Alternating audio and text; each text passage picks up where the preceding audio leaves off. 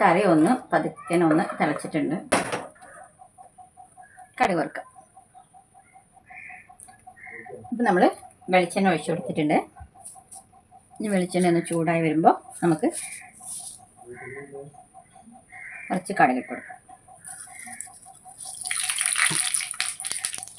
ഒരു 1/4 സ്പൂണ് കുറച്ച് ഉലുവയും കൂടി ഇട്ട് കൊടുക്കാം. ഉലുവ കുറച്ച് മതി. ഇനി നല്ലോണം പൊട്ടി കഴിയുമ്പോൾ നമുക്ക് കറിവേപ്പില ഇടാം.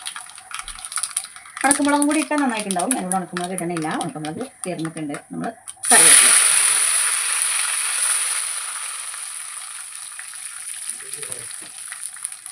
ഇനി നമുക്കിത്